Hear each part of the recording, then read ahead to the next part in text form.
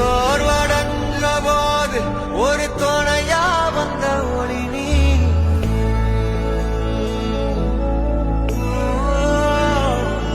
கண்ணில் நீர் வடிஞ்ச போது சிறு துணியா வந்தவனோ நீ.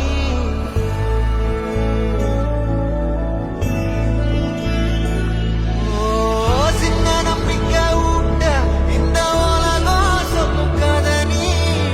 அந்த கதையை வீர அவதரிச்சு வந்த நேசம் நீ.